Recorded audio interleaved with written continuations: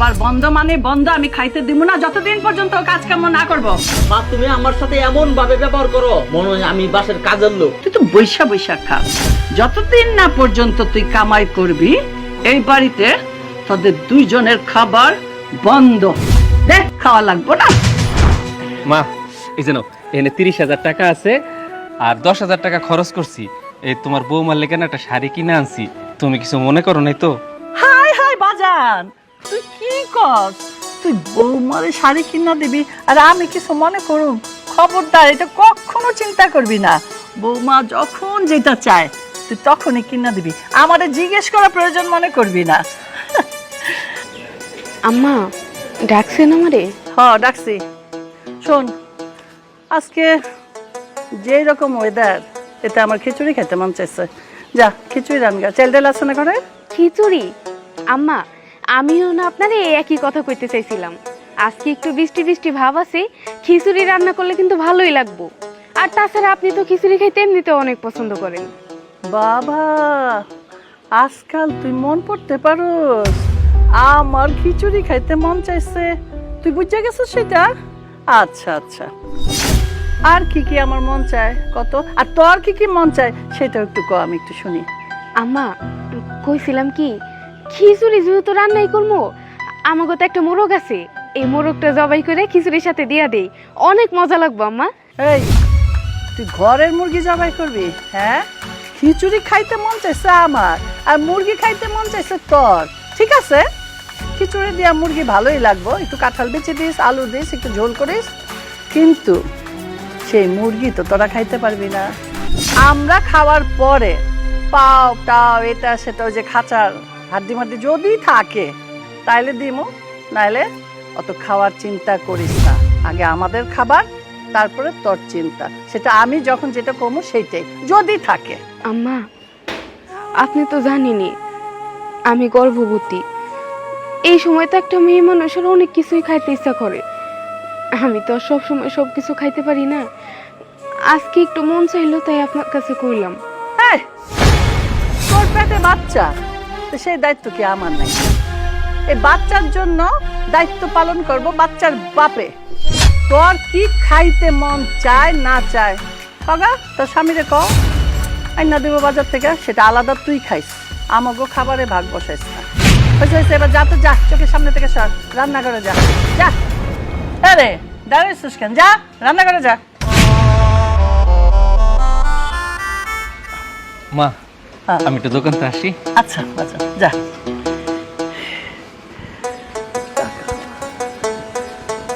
কি আরাম, টাকা বাতাস, টাকা দেখলেও ভাল লাগে, গুনতেও ভাল লাগে।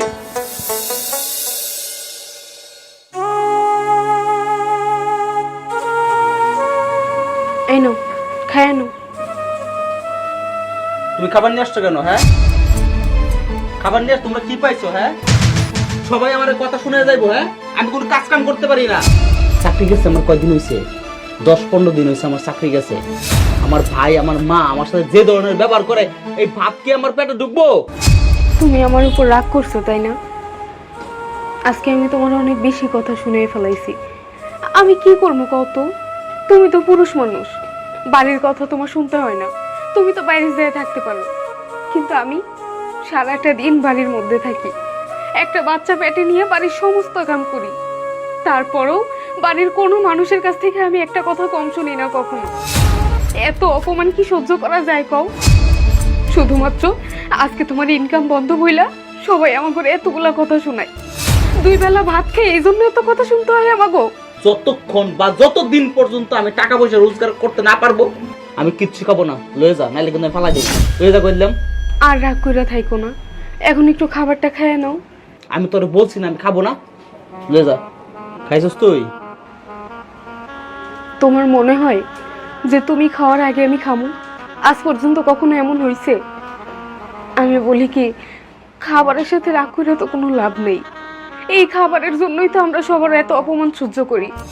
আর কার উপরে রাগ করবা কও? যা করে আপন ভাবো তারা আসলে তোমার আপন কেউ না। দেখো আজকে মাত্র 12টা দিন হয়েছে তুমি তোমার চাকরি হারাইছো, আর এই 12 দিনের মধ্যে তোমার পরিবারের সবাই তাদের আসল রূপ দেখাই দিছে। এখন তোমার শুধুমাত্র আমার কথা চিন্তা করতে হইব, আমাদের বাচ্চার কথা চিন্তা করতে হইব।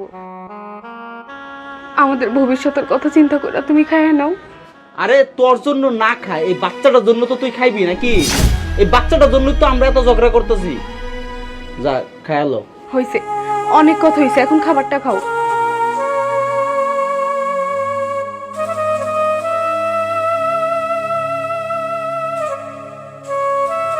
এই এই এই খবরদার, রাখ।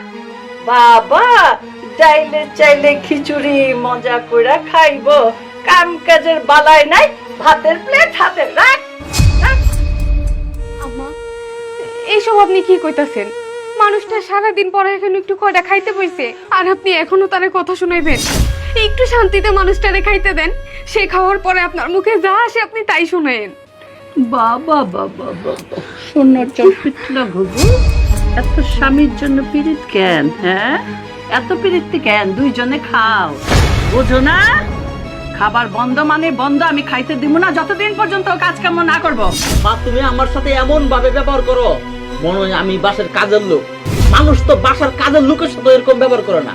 একটা কাজের লোকের প্রতি একটা মানুষের মায়া হয় তার মালিকের। তুমি তো আমার মা, আমার প্রতি কি তোমার একটু মায়া হয় না? আচ্ছা, তুমি আমার পোলা না? আরে পোলা হইছস, নিকম্মা ঢেকি হইছস, একটু কাজকর্ম করস না, বৈশা বৈশা একটা থালা থালা ভইরা খাস। আর তুই বাড়ির কাজে মানুষের কথা তুলে না দিলি? আরে সারা দিন তো বাড়ির কাজে মানুষ গাধার মতো খাটে, যা ফাই ফরমাস দেয় সব শোনে, তারপরে যাইয়া কয়টা টাকা নিয়া বাড়িতে যায়। আর তুই তুই কি করস? বৈশা বৈশা খাস। কয়দিন হয়েছে আমার চাকরিটা গেছে? 12-14 দিন হয়েছে চাকরিটা গেছে। আমি এতদিন তো সংসারের জন্য কাজ করছি, করি নাই, সংসারে টাকা দেই নাই। আর তোমার বড় ছেলে এত কয়দিন হয়েছে চাকরি করছে, আগে কি বয়ে বয়ে খাইছে না? তুমি তারা কিছু কইছো কখনো? কি কইলি? তুই আমার বড় পোলার সাথে তুলনা করলি? আরে ও তো বিয়া করছে অনেক বড় লোকের ঘরে, ও তো টাকা পয়সা নিয়ে আইছে, যখন যা চাই তাই দেয়। তুই কি বিয়া করছিস? ফকিন্নি ঘরে ফকিন্নি মাইয়ারা নিয়ে আইছস, একটা সুতাও আনস নাই, আবার বড় বড় কথা কস। এই বাড়িতে তোর বাপ আর তোর বড় ভাই কামাই করে, তুই তো বৈশা বৈশা খাস। যতদিন না পর্যন্ত তুই কামাই করবি এই বাড়িতে তোদের দুইজনের খাবার বন্ধ। দেখ, খাওয়া লাগবো না, আবার খিচুড়ি খাইবো মজা কইরা, খাওয়া মনে।